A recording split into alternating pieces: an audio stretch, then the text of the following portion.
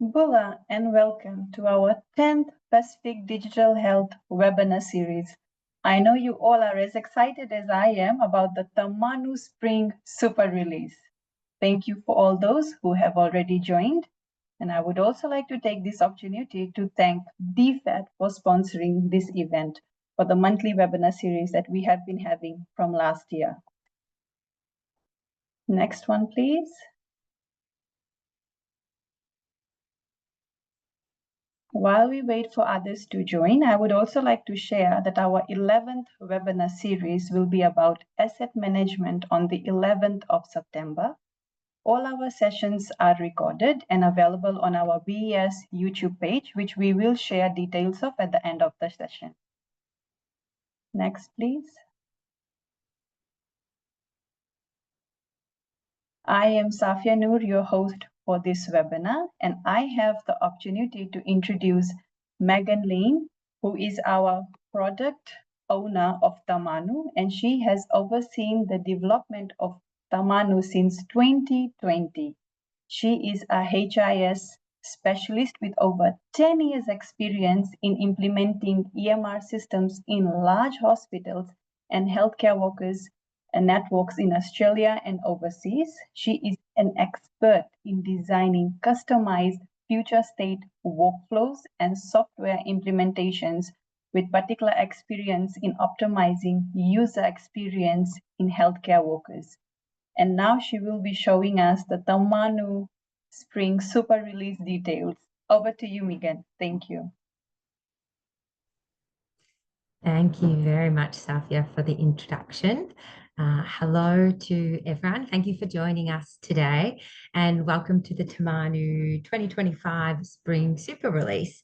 We're very excited to be able to share some of the exciting things we've been working on, and today we'll be presenting our 6 major features within this release. While some of this functionality is already available in our release versions, the official launch of our spring release will be in early September. So we hope you all enjoy this sneak peek for some upcoming features. This release represents our most significant leap forward in clinician efficiency, data integrity, and user experience since the release of Tamanu version 2.0, which was a little over 18 months ago now. Each of the features and changes we'll be presenting today have been built on extensive feedback from our healthcare partners, addressing real-world challenges that clinicians and administrators face daily in our partner countries, all the while maintaining the robust, reliable foundation that our Tamanu users and some of you have come to trust. All right, so what will we be demonstrating today? So as I've mentioned, we'll be covering 6 key features of this spring release. These include our enhanced medications module, the new patient charting feature, floating encounter notes, enhanced program registries, our intelligent duplicate patient detection feature, and our enhanced auditability. For each feature, I'll provide a brief background on why the work has been prioritised, the key issues the work aims to address, and key functionality. We'll also jump into Tamanu along the way for some demonstrations.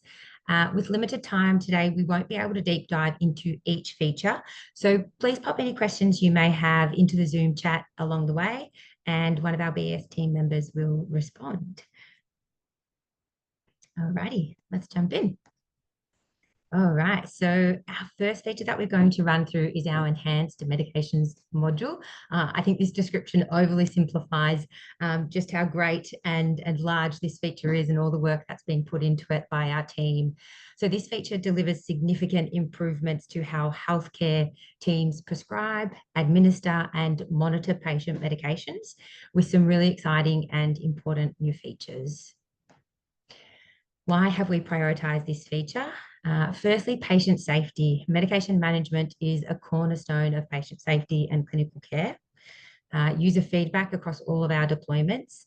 Healthcare teams needed better tools to create prescriptions, record medication administration, and track patient medications. And lastly, risk reduction to address existing medication errors and improve compliance with safety standards. What problems will we be addressing with this feature? Fragmented medication tracking across different encounters, time-consuming medication documentation and transcription errors, a lack of real-time medication status, visibility for healthcare teams, complex medication regimen management challenges, and lastly, poor continuity of care during patient transitions. Key features of our medications module firstly include the introduction of a medication administration record. This represents a major advancement in medication safety and documentation within Tamanu. This feature provides centralized system tracking when medications are administered, whom by, and under what circumstances. Healthcare providers can now maintain accurate real-time records of medication administration, reducing the risk of medication errors and improving compliance with safety protocols. The MAR system supports complex medication regimens, including scheduled prescriptions or scheduled medications, PRN or as needed administrations, and one-time doses as well. This comprehensive approach ensures that all members of the healthcare team have immediate access to current medication status, supporting seamless care transitions and reducing the potential for adverse drug events. Secondly, we introduce with our medication enhancements our patient-level ongoing medication tracking, which can also be commonly referred to as a home medication list. This particular feature includes going beyond our individual administrations.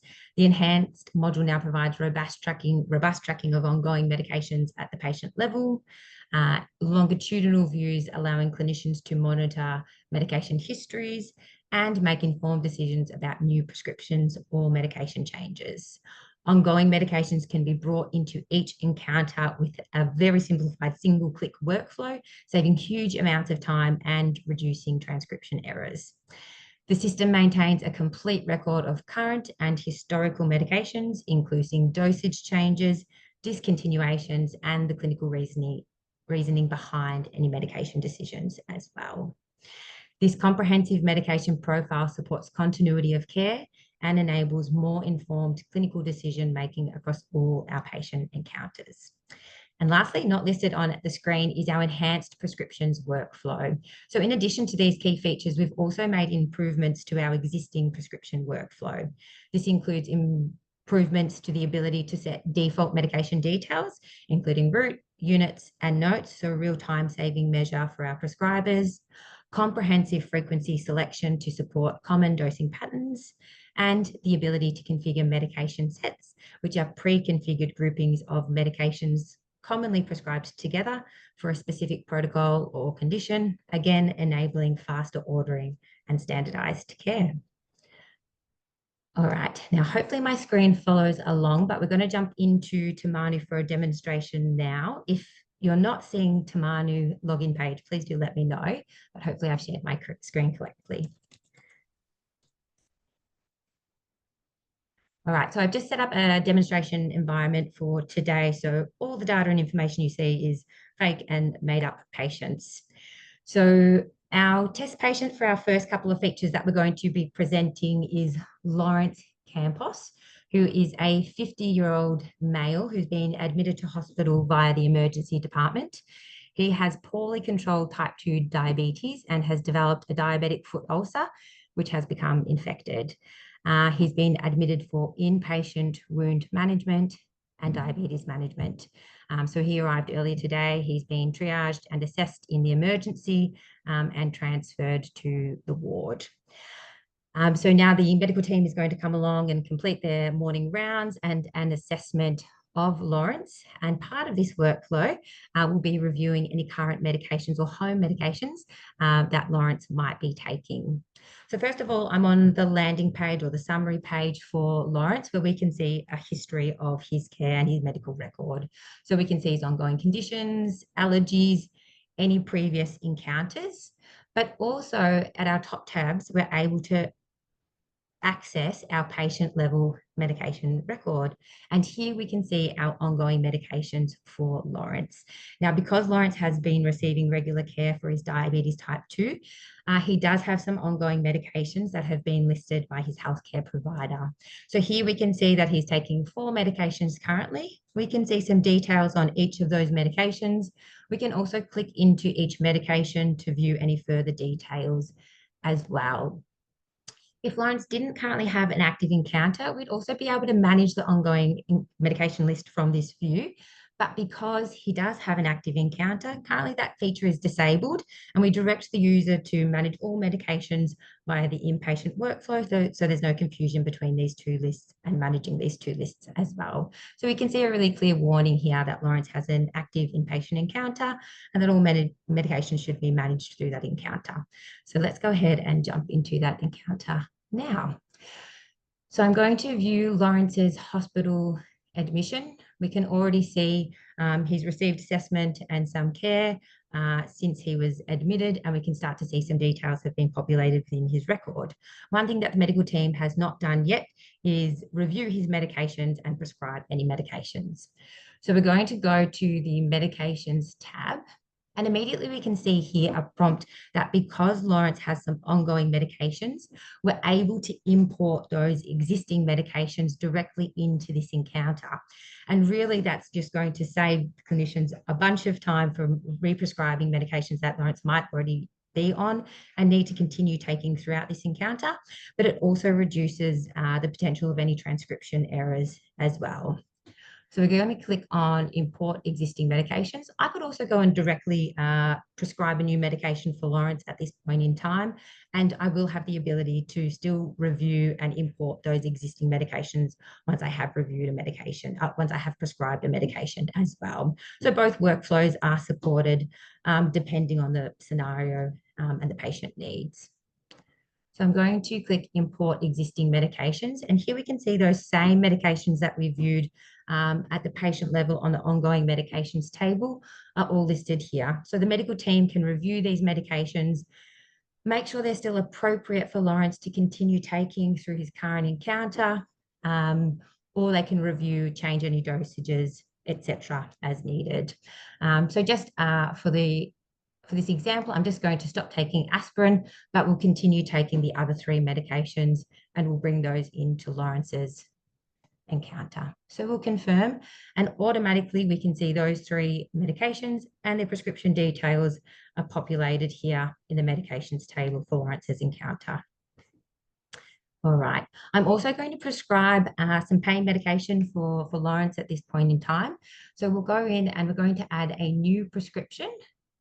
Here, I'll just point out that I can either select a single medication, or as I mentioned, we now have the ability to prescribe a medication set, which is a pre-configured grouping of medications, really to streamline the medication workflow for any commonly ordered group of medications. For today's demo, I'm just going to be using the single medication workflow. So I'll click continue, and I'm just going to prescribe paracetamol. So once I select paracetamol, automatically we can see that some fields are populated. So I can see the units have been pre-populated based on the medication I've selected, as well as the route. So again, really some time-saving measures that we've embedded into this new feature as well. So for Lawrence, we just say we're going to have 1 tablet, 6 hourly, and we might do that as a PRN. So as needed to manage Lawrence's pain. And then we can come down. We can also set a duration for that. So let's say we'll just set that for 5 days, and then we can review that medication.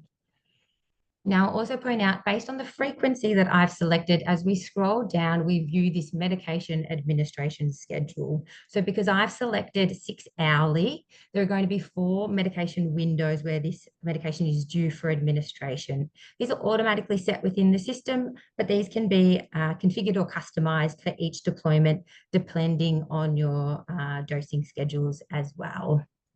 Now, I'm just going to check the time. I'm going to make a couple of modifications to ensure we've got some medications that are due when we go and take a look at the medication administration record. So I'm just going to bring the 3rd dose of the day forward to our 10 a.m. to 12 p.m. window. So the first column will display which medication administration window that medication is due within. So our medication administration record is broken into 12 administration windows. The second column will display an ideal administration time within that window, and these times can all be pre-configured as well. At the moment, they just all default to the start of that administration window. So we'll keep that as is, and then we can finalize. If we needed to, we could also report a discharge quantity at this point in time. And we'll finalize that. Okay, great. So now that we can see paracetamol has been added to the medication table. We can also see here now that import or add existing ongoing medication button has shifted into the top right corner of the medication table. So because there's still that aspirin that we haven't brought into this encounter, I can always go and add that medication at any point in time if I do need to, but there's no specific need if not required. All right, so now that we've added our prescriptions for this point in time, we can go and take a look at our medication administration record. So we access that through our medication table. So I'll just click on medication administration record, and here we can begin to see Lawrence's medication schedule. So we can see the scheduled medications that Lawrence had already been prescribed have populated. We can click ahead in time and we can see that schedule for the coming days ahead as well. We can see here as well, they're grouped by scheduled medication and by PRN medication. So it's really clearly to see what a specific medication is. So we can see now that if required, our paracetamol is due within the 10 a.m. to 12 p.m. window. So I'm going to go ahead and record this as given. So we just click simply into the window. We select given. Now we've really tried to simplify this workflow to reduce any recording burden on our nursing or clinical staff, but there is an opportunity to come back and review and edit any administration details if needed once we have recorded. So we'll click confirm and automatically we can see that record changes to a green tick, which identifies that that medication has been marked as given. We also have specific identifiers for when a medication might have been missed or when a medication is recorded as not given as well. There's also a range of different warnings within this feature, including if I give a medication early, if I give a medication late, or if the dose that I've recorded doesn't match the prescription. So all different safeguards within this system as well. If I click into a specific administration record, well, firstly hovering over it, I can see what dosage was given and at what time. I can click into that record to view an administration record as well. So I can see details of what dose was given, who'd recorded that. I can make any changes to this as well. If a medication error was made, I can also go and flag that against that administration record as well. And that will be clearly flagged within the system and a system generated note as well. So it's really visible to all clinical team members. So I'll close out of that. You'll also see that if a dose is due within the next administration window, we allow the opportunity to give that dose early if needed as well. So we can see all other fields within the medication record are grayed out, but because we have a dose of atorvastatin due between 12 and 2 p.m., that is available to give early if required. And I can record a note as to why I'm giving that early as well. All right, before we jump back to our presentation, I'm just going to show one other new feature, and that is the ability to pause a medication as well. So let's say we want to review the atorvastatin for Lawrence, but we don't want to discontinue it at this point in time. I can always come in and pause a medication. And let's say we're going to pause that for 2 days. We can add any notes if we like. What we'll see automatically here is that the status of that medication is updated to pause, and we can see the duration that pause has been set for. If I close out of this modal, I can see that pause is clearly identifiable within the medications table. If I go to the medication administration record, I can see that medication is also updated to pause on the medication administration record as well. So again, safeguarding me from giving that medication which shouldn't be given at this point in time. I can go ahead and resume that manually at any point in time, or that medication will be automatically resumed once that duration of pause period has passed. Alrighty, so just highlighting some key features. There's still a lot more that I could demonstrate, but I'm going to jump back to the presentation now and I will go through our next feature. I'm going to circle back to some medications just to show our discharge and medication reconciliation workflow in a little bit, but a couple more features I want to show you first. Alrighty, so the second feature to run through is our patient charting module. So this specific module is going to transform how clinicians document and monitor longitudinal patient assessments and how they can use this critical information to track any trends or visualizations for their patient care as well.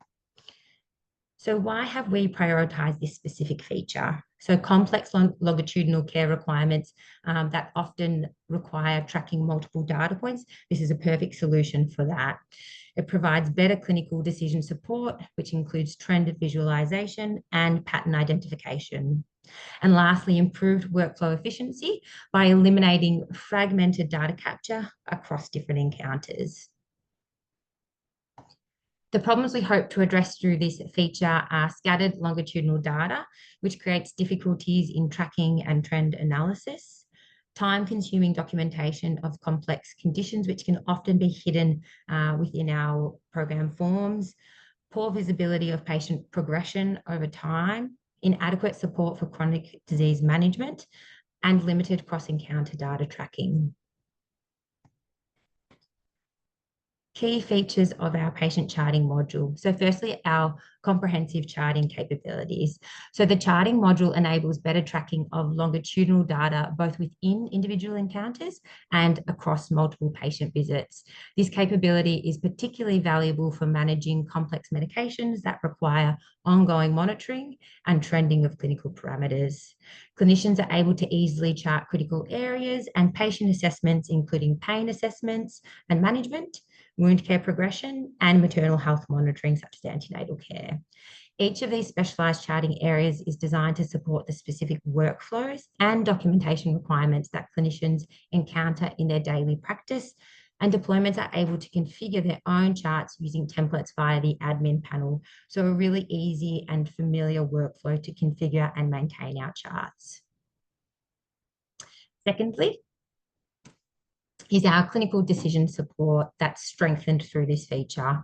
The charts provide clear visualization of trends and patterns in patient data, supporting more informed clinical decisions. Healthcare providers can quickly identify concerning trends, evaluate the effectiveness of interventions, and adjust care plans based on comprehensive longitudinal data. It also allows clinicians to more easily track metrics across multiple encounters. And quite specifically, this last feature, tracking data across encounters, this is particularly valuable for chronic disease management, such as diabetes or hypertension, post-operative care and prenatal care, or any other situations where long-term monitoring is essential for optimal patient outcomes. So I'm going to jump back into Tamanu and we're going to take a look at our charting feature. So we're going to go back to Lawrence's landing page for his encounter, and then we're going to go across to our charts tab. So here we can already see we have some assessments that have been created and documented since Lawrence was admitted. Now, before I go into doing a bit of a demonstration, I wanted to highlight there's two different chart types that we support. So a simple chart, which will support the documentation of standard sets of clinical data, including assessments, observations, that are recorded at regular intervals and only require a single instance of that chart. So for example, a pain chart, we can use the same pain chart over time. Secondly, we have a complex chart. So in the same way, a complex chart will support documentation of standard sets of clinical data that are recorded at regular intervals, but however, this specific chart might require multiple instances of a chart.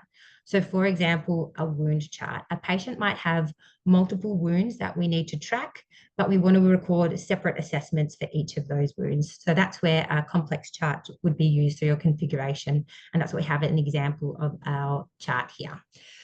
So we can see a wound assessment chart has already been started for Lawrence. We can see a couple of assessments that have been created. So we can see here some core data about this particular complex chart. So the location of the wound in this instance is the left foot, the date of onset of the wound, and the type of wound as well. So if I was to click add right now, this would allow me to add another instance of the chart. So let's say Lawrence developed an ulcer on his right foot, we'd be able to record that as well. And we can record that information. And then we'd see a new chart instance become available, but we can still individually track that left chart of the left foot and that active wound that we're monitoring at the moment. So here we can review a history. It's a similar format to our vitals, so you can very easily track this assessment over time, view any trends, and ensure that that wound healing is progressing as desired.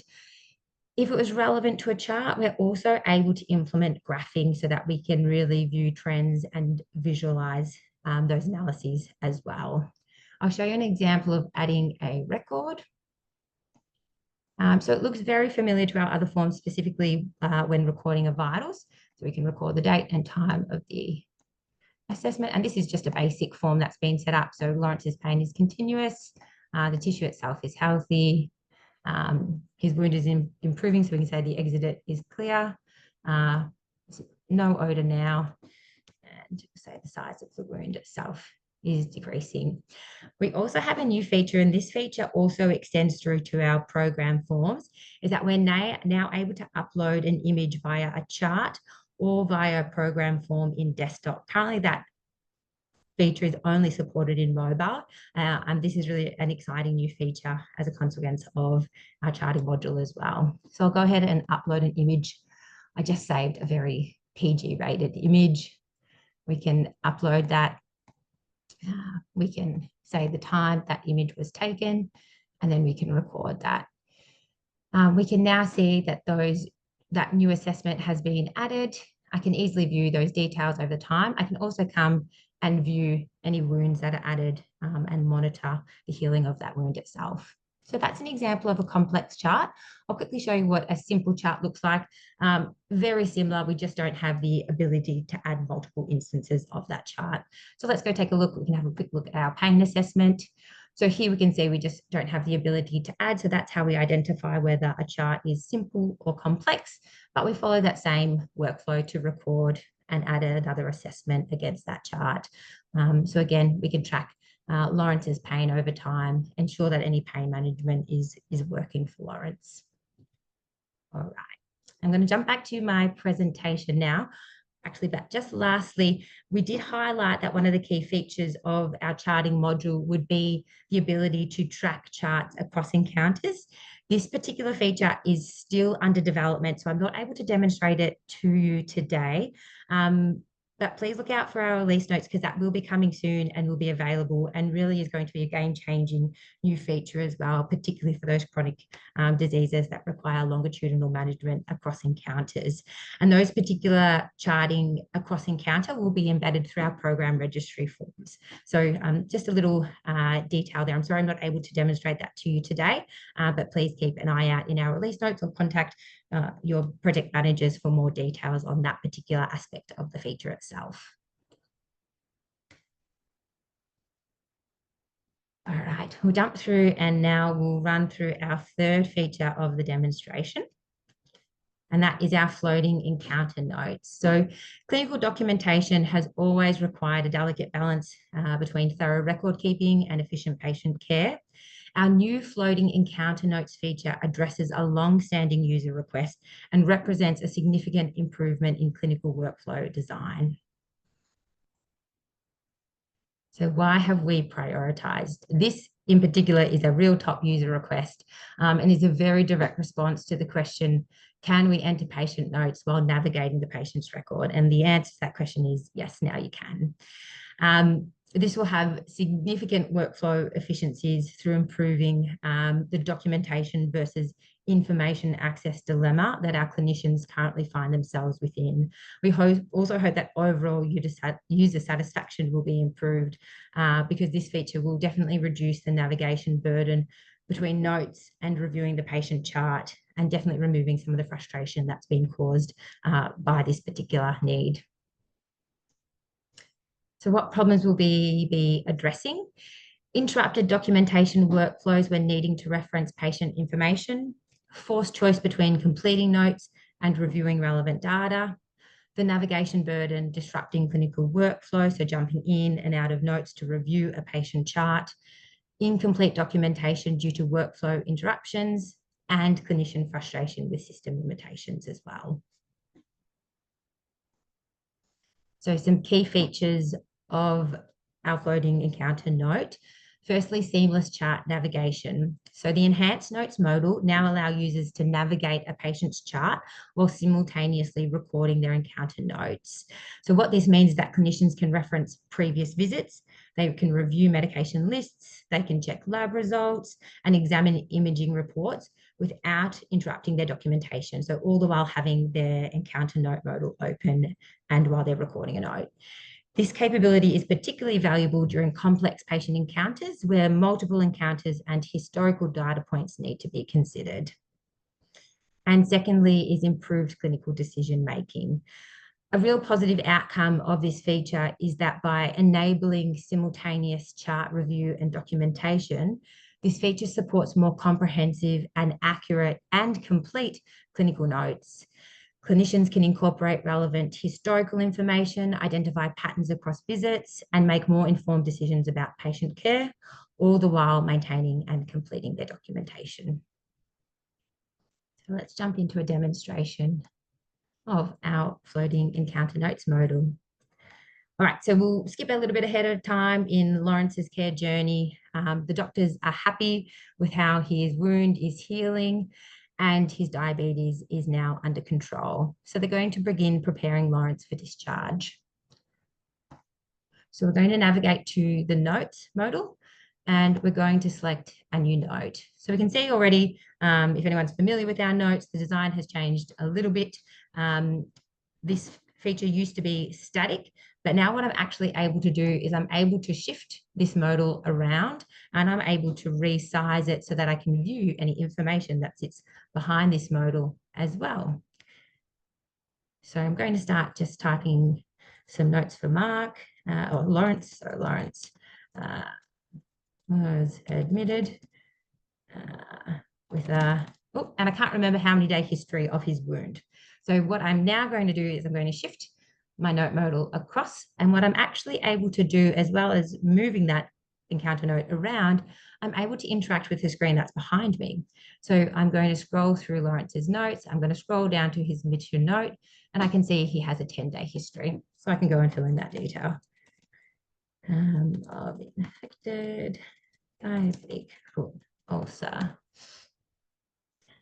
presenting with systemic signs of infection, including a fever. At this point in time, I might want to include some initial results and some additional details. So what I can actually do is I can navigate to the labs.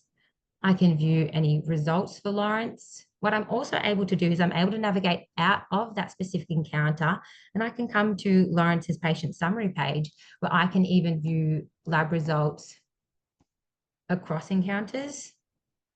What I'm also able to do is if I come back to that summary page, I can also click into and I can view past encounters. I can view treatment plans from past encounters, any other results or information that I might require as well. And I can add in that information. So let's say I'm going to just say initial glucose was markedly, and I can go and double check these results.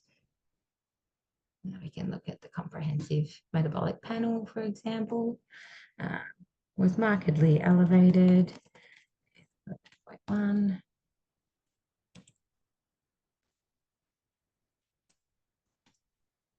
Yeah, and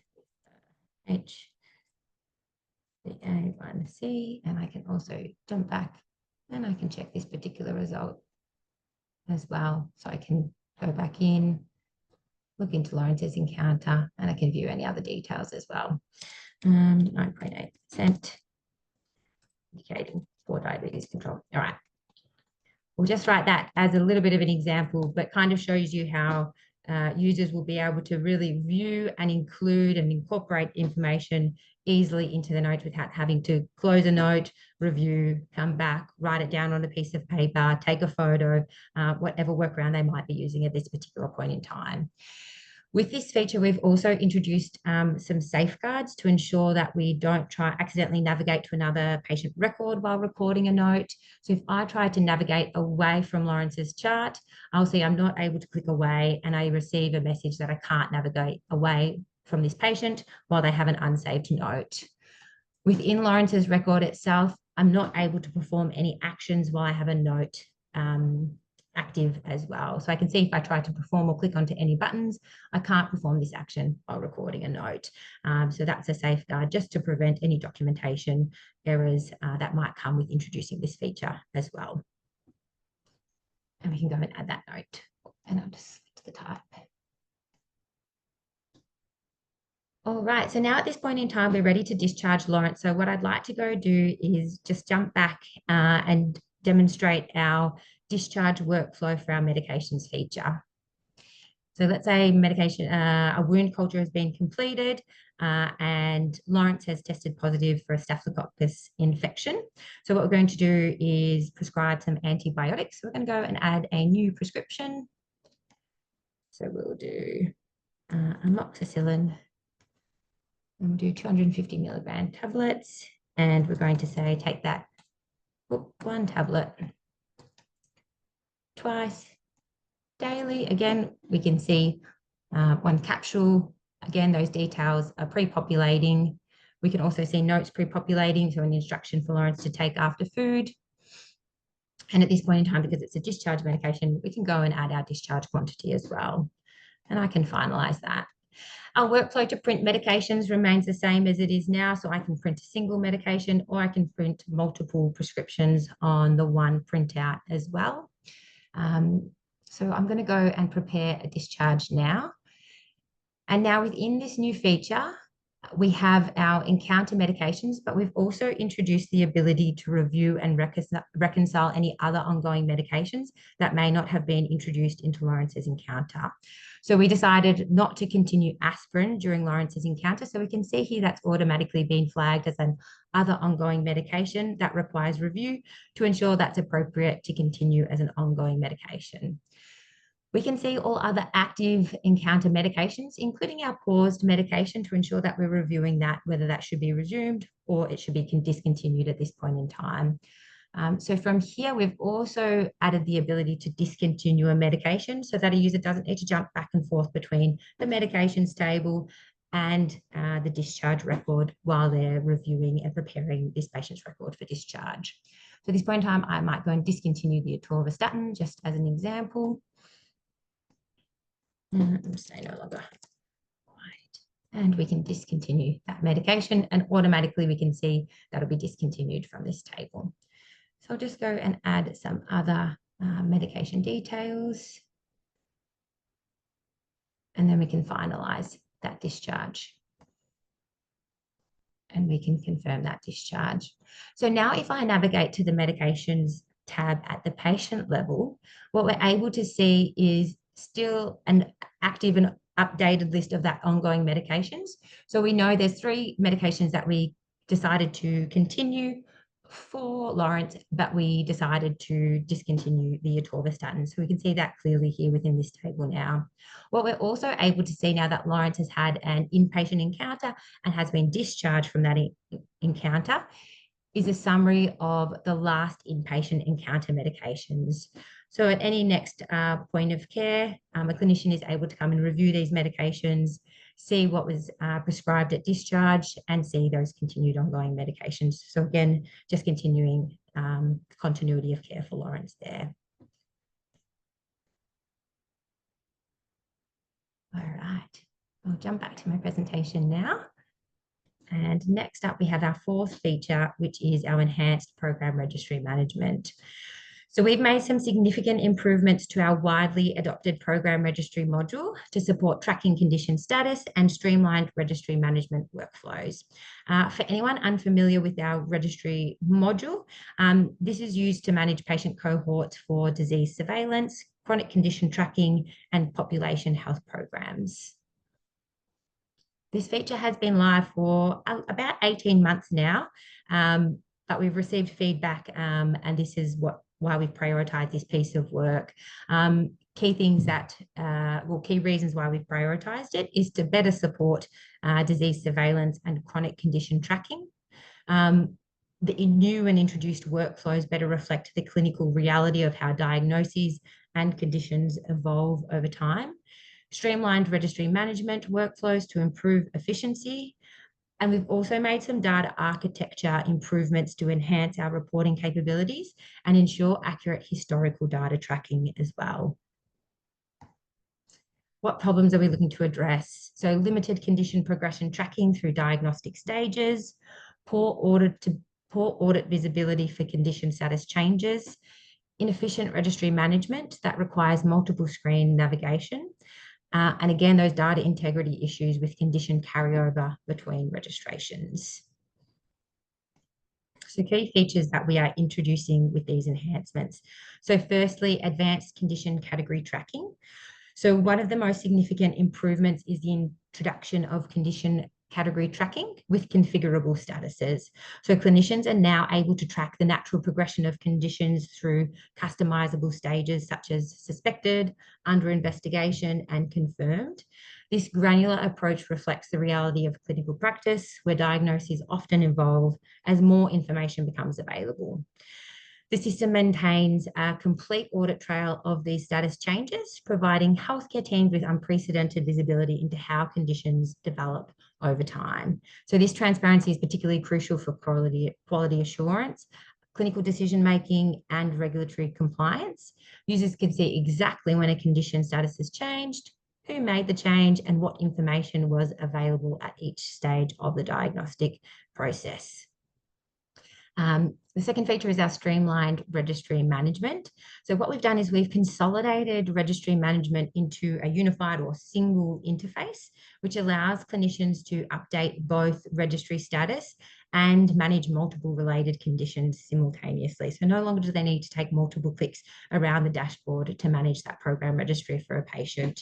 So what this does is really optimize and eliminate the need to navigate between different screens, reduces the time required to maintain accurate records, and for busy healthcare environments, this healthcare and efficiency gain translates into more available time for direct patient care.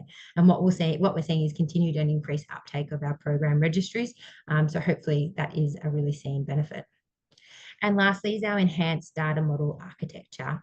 So behind the scenes, we've restructured the program registry data model to support improved auditing and condition tracking. A critical improvement is that conditions are now directly linked to specific registrations rather than patients. This architectural change prevents conditions from automatically carrying over between registry enrolments or registrations and allows the same condition to be recorded multiple times when clinically appropriate. So for example, disease surveillance, where a patient might have multiple diagnoses of dengue or malaria.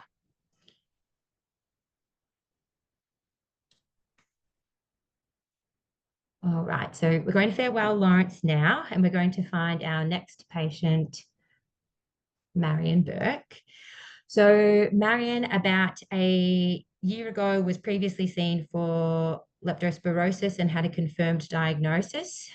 During her care, she was added to the so the Notifiable Disease Surveillance Registry. But now has been removed from that registry because she has recovered from her leptospirosis diagnosis. However, now she's presented and it's suspected that she has another diagnosis of leptospirosis. So what we're going to do is we're going to go and re-add Marion to our NNDSS registry. So what I'm going to do, I've navigated to Marion's summary or landing page. I could also go and access Marion's record through the NNDSS registry page itself, patient listing page as well. But we're just going to access directly through Marion's record for today. So immediately when I click into that, I'm taken to the NNDS registry dashboard for Marion.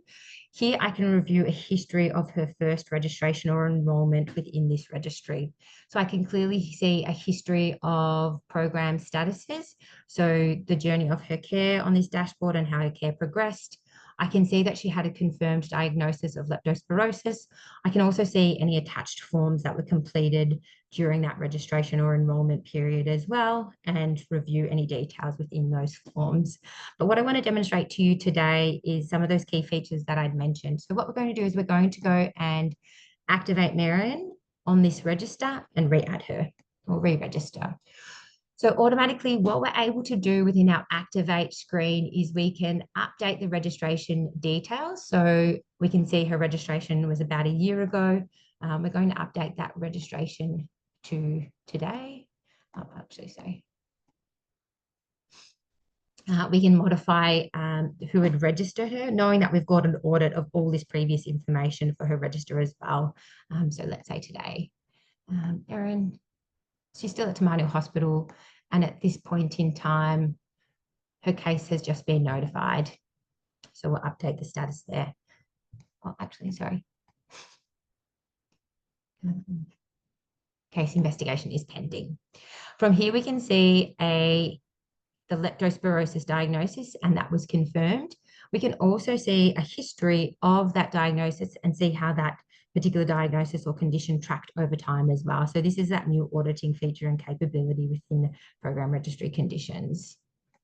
But at the moment, we don't want to use, because we know we want to track that as an individual diagnosis and condition. So what we're going to go and add a secondary condition of leptospirosis, or a new diagnosis to be tracked within this particular enrolment on the NNDSS registry. So this is what this new feature allows: multiple conditions to be recorded on a single registry.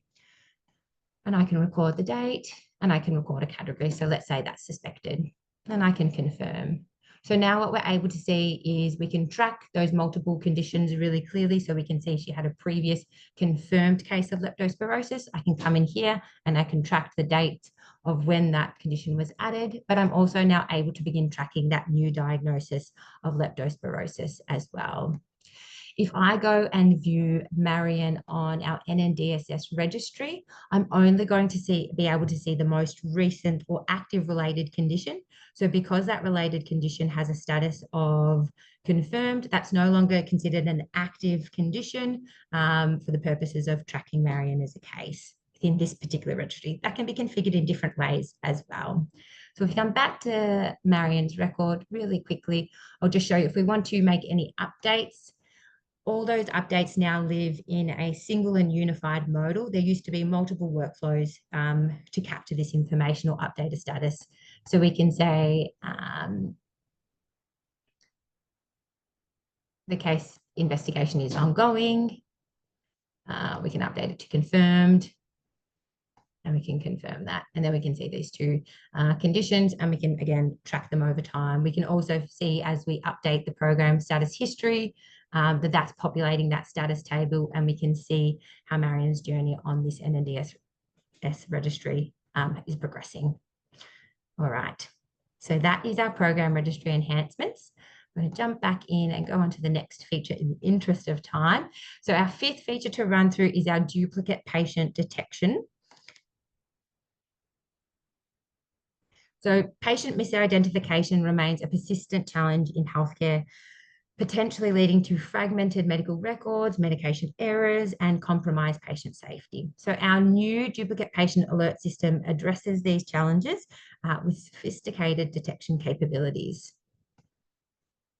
So why have we prioritized? Improved patient safety and care, as patient misidentification leads to fragmented records and medication errors. Improved data integrity. This feature allows deployments to maintain clean, accurate patient databases and to support deployments meeting healthcare governance requirements. What problems are we aiming to address? So again, fragmented medical records, medications errors that might be due to patient misidentification, any compromised patient safety that comes with scattered information, data entry variations that cause duplicate records, and the manual duplicate detection burden on administrative staff when creating new patient records, and also the burden of having to manage that patient record and merge those records as well in time. So what are our key features? So we have advanced fuzzy matching technology, which sounds a bit fancy. When creating new patient records, Tamanu now automatically checks in real time for existing patients using PostgreSQL's fuzzy string matching capabilities, alerting admin users before a record is created. So this specific technology goes beyond just a simple exact match to identify potential duplicates, even when there are common data entry variations. So specifically, the system is designed to catch duplicates despite spelling errors, phonetic variations, minor typing mistakes, and even common dating formatting errors, such as swap days and months in birth dates. So this comprehensive approach significantly reduces the risk of creating duplicate records while maintaining system performance. And secondly is the flexible and updatable detection logic. So this particular feature has been implemented in a really smart manner, and we're able to intelligently and flexibly tweak this between countries or tweak the existing algorithm between countries to suit their needs, or use an entirely new function if it is required as well. And the great thing is that this can all be done within the system configuration itself. There's no code changes required. So this flexibility ensures that the system can be fine-tuned based on a country's specific patient population and naming conventions, and also that the system can evolve as any more modern tooling emerges. So we'll jump into the front end and we'll do a little bit of a demonstration of this. So I'm going to come to our All Patients tab. And first of all, I'm going to go to create a patient, John Bush. He's come for an appointment. I can't find him. If I search for, if I search for John, I can't see him. He's not appearing. So I'm going to go and add a new patient. So I type in his name. I'm just going to do the bare minimum information for this particular demonstration, but obviously there's lots of details that can be captured when registering a patient. Date of birth is a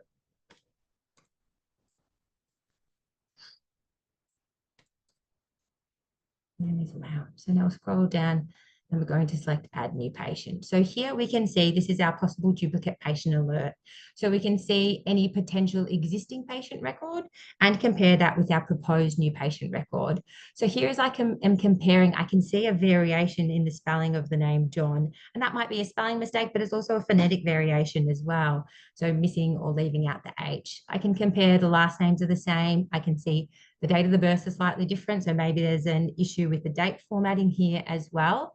But here, this is an example of our patient duplicate detection. So at this point in time, I can either confidently ask John for more or additional details, or I'm able to click directly into this existing patient record, review the record and see if it might be the patient that I am after. And there's just been a data error made when creating that new record or when searching for that patient record as well. If I'm confident that I do need to create a new patient, I can always go and add a new patient at this point in time as well. Okay, I'm going to cancel adding that new patient. I was going to show one more example there, but I think that's probably pretty clear with a single example. And I'm going to go to our final feature, which is our enhanced auditability. So recognizing the critical importance of audit trails in healthcare systems, we've significantly enhanced Tamanu's auditability features. So these improvements align with ISO 27789, which is a standard for health informatics audit trails for electronic health records. And this ensures that our audit capabilities meet international standards for healthcare information systems. So why have we prioritized this? So first and most importantly, to ensure that Tamanu is meeting international standards, to support quality assurance and compliance requirements, to enhance system security by supporting comprehensive activity tracking and investigations, and to improve data integrity and accountability through maintaining audit trails. What problems have we aimed to address? Limited audit trail visibility for system interactions that currently is within Tamanu, compliance gaps with international standards, insufficient tracking of data access and modifications, accountability challenges in multi-user environments, and security investigation limitations as well. So some really important problems to be addressed. Key features of our auditing. So enhanced audit system tracks two distinct types of activities, providing comprehensive visibility into all interactions. So the first activity is access tracking. So access logs monitor when logged in users view a patient record. The system differentiates between different types of access patterns. So for instance, when a user searches for a patient by name within a patient listing table, This generates a query access log entry for the list of results returned. When they subsequently open a specific patient record to view complete information, this is considered as a single access log entry. So we differentiate between those two types of ability or ways that patient data can be viewed. So this granular approach ensures that audit trails capture the full context of how patient information is accessed and used. The second activity is change tracking. So change tracking captures all modifications made to data within Tamanu. So this includes creates, updates, and deletes. This encompasses both user-initiated changes made as part of clinical workflows and system-generated actions such as automatic patient discharges. The comprehensive nature of this tracking ensures that every data modification has a clear audit trail, supporting accountability and compliance requirements. Important to note here that we will be retaining all of our existing front-end audit and edit logs, so notes, vitals, lab results. We've just seen an example of program registries. All those existing and new features will be maintained, but this enhanced auditability functions are a step up from these tools and allow far more comprehensive audit trails within the system than just the ones that we display to the front-end user.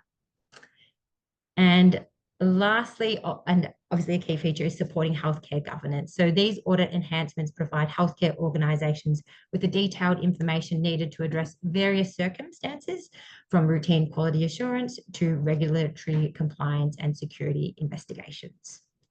So it's a little hard to demonstrate a specific auditing feature within the front end, but as part of our implementation of this feature, we have created 2 standard reports within Tamanu that are released with it. There's absolutely the ability to request more and additional reports as we learn and adopt this particular feature and find new use cases for the audit trails themselves. So obviously I've been clicking around the system a lot today. So in the background, our audit logs have been ticking along, tracking any accesses or changes that I've been making with my logged in user as well. So I'm just going to demonstrate one specific report here with just a couple of minutes left to go. So our 2 reports are our patient details edits and our patient views. So our patient details edits report tracks any changes to our patient identifiable information. So it doesn't report on all changes within the system. That would be a significant amount of information and probably too much information for one report. So what we've just identified is one of the most common requests, and that is to see whether a patient's details have been managed and who's maintaining those details as well. The second report that we have created is a patient views report.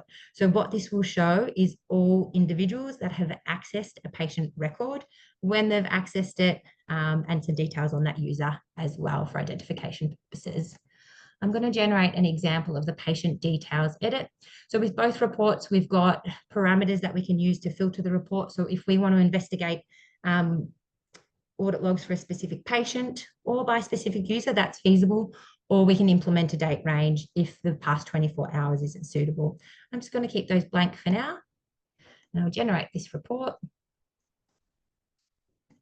And we'll just open that up and show you a brief example of what that looks like.